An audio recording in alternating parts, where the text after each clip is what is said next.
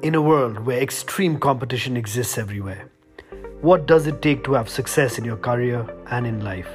Join me, Nirvana Chaudhary, as I sit down with some of the most successful individuals to discover the secrets to their success, what continues to drive them, and to hear a few exclusive stories in the process.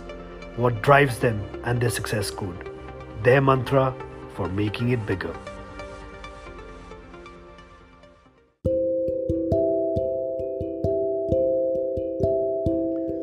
Hello everyone, this is Nirvana Chaudhary. I'm back with my podcast, Making It Bigger. Today I have with me a photographer, an entrepreneur, and more popularly, an author, Ameya Prabhu, who is the founding partner at NAFA Capital. Ameya, thank you so much for making yourself available for my podcast. Such a pleasure having you on board. Thank you so much, Nirvana. It's an honor and a pleasure being on your podcast today, and really, again, I would say, so delighted to have, shared the Young Global Leader stage with you at the World Economic Forum.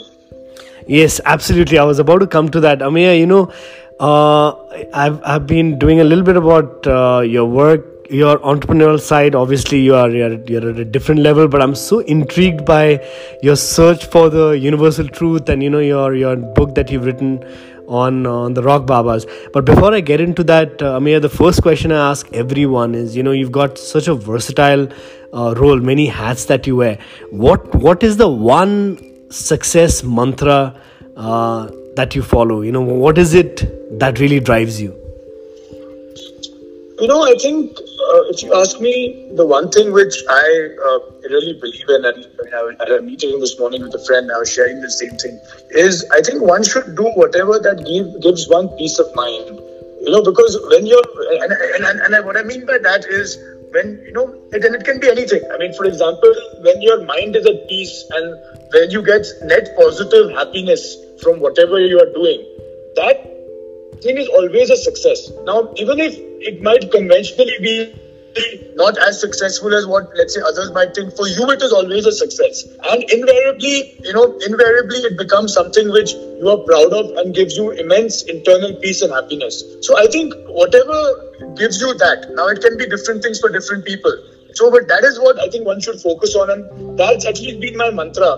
But of course, it's come by trial and error. I have done things in my life which possibly I realized later that maybe don't give me as much peace and happiness, and with time I have dropped it. But I guess it is a trial and error, after which you come to this realization and understanding that ultimately that peace of mind and net positive happiness is most important in life.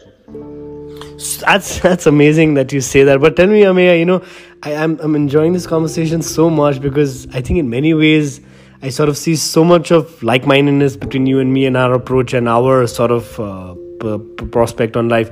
Tell me, Ameya, what are your views on karma? I'll tell you,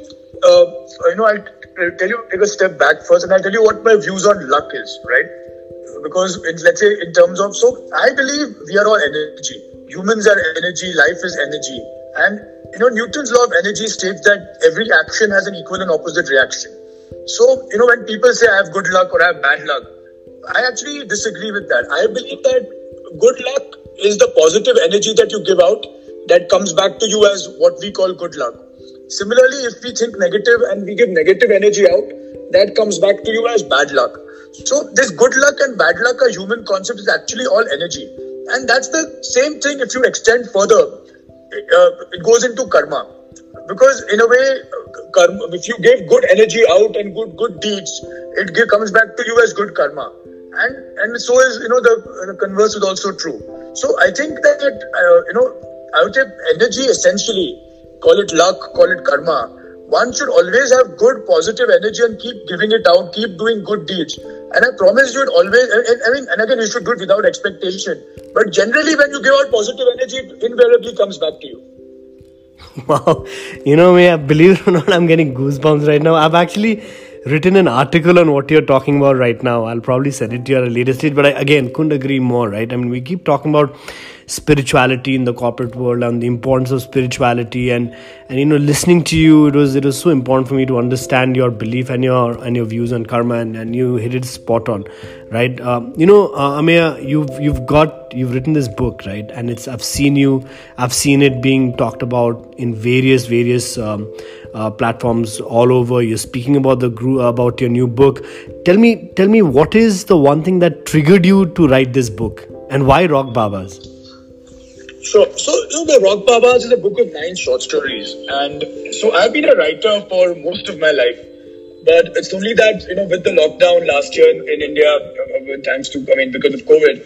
And what happened is that I ended up being locked in a house for 2 months. And it actually gave me the time to sit down and write a full length. It's 9 short stories, but it's as long as a novel. So, if you ask me, the stories are based all around the world. So there's one story based in Colombia. There's one story based in the US. So there are 2 in the US. And these are all about human journeys, about the characters across countries, across religions, across genders, and the trials and tribulations that they go through, and how they find the inner fortitude to overcome them. So in a way, the underlying theme of the book is spirituality. And the Rock Babas and Other Stories is the name of the book. And the Rock Babas, the eponymous story, is actually based in Nepal. So it's amazing that you ask me about that story. But so that story is about a Swiss hotelier, a very successful Swiss hotelier who is, someone who he's also a mountaineer, and he's quite entrenched in his own culture and is not very open to understanding or looking at other cultures from around the world. And he is, climbing the Kanchenjunga, and all throughout his climbing, he keeps coming in contact with the Limbu people and the other people of the area. And he never really understands the culture. He considers it mumbo jumbo. And of course, I also try to focus on the indigenous people of the area, and in all the stories I've done that.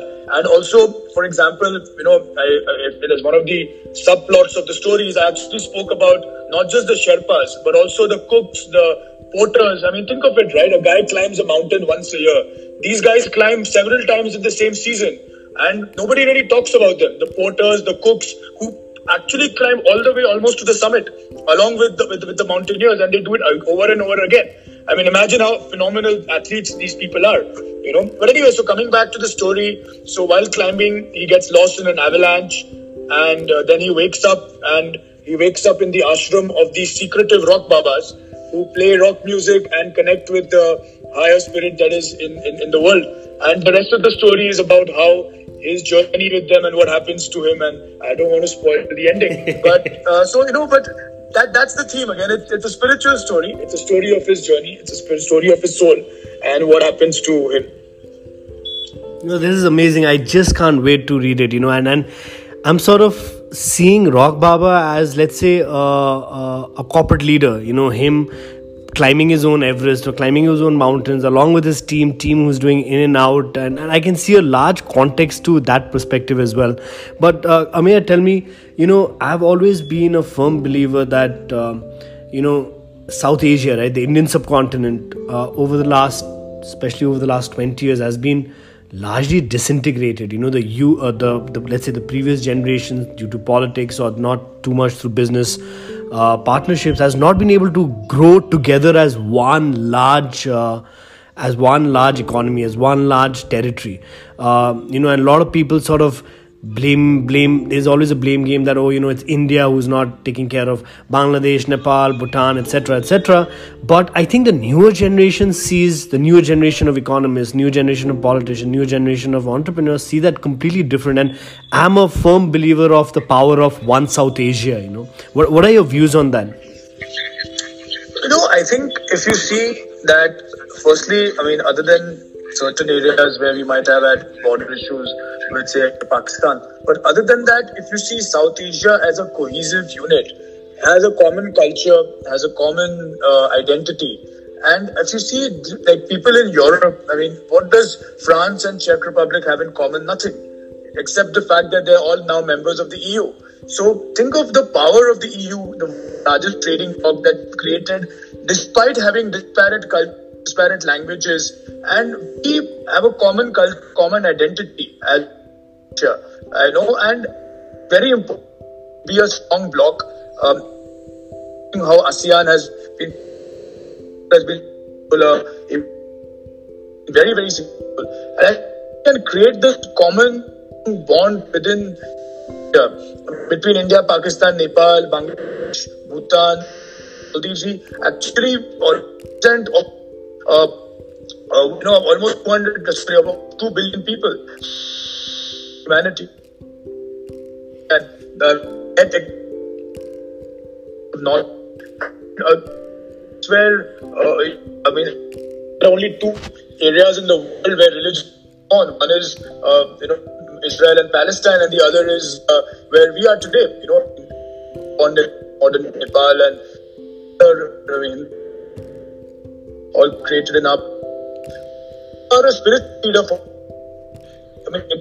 economy, not so I complete you politically, economically, culturally. I think we need to common Caucasian identity. Whenever I feel so Nepal, because we have grown up, with Nepal. So it's important for us to build, common. Agree with that.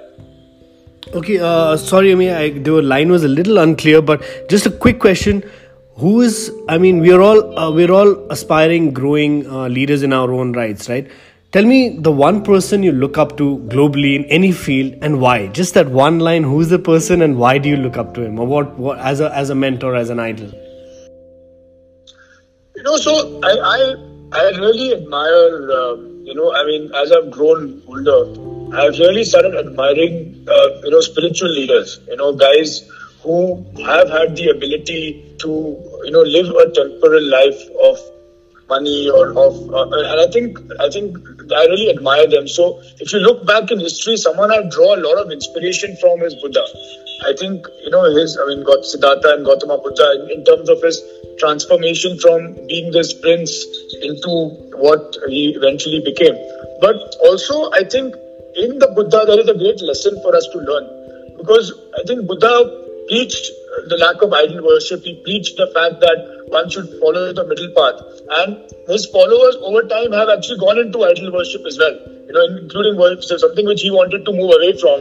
So I think we need to learn a lot from the Buddha, but also realize the limitations of what can happen of your message with time. So I think most important is to be at peace with yourself. Again, coming back to that, do the best that you can, give this message of love and peace to the world. And, I'm sure that as long as it can make a difference to some people, you've achieved a phenomenal thing.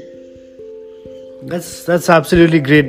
Thank you so much for your time, for your knowledge, for your wisdom. This has been so amazing. These are things which I personally would be talking about as well. And I guess, that's the power of, two minds sort of engaging with each other and agreeing on each other. And I couldn't have agreed with you more on this. So thank you so much, Ameya, for this podcast. I really, really appreciate it.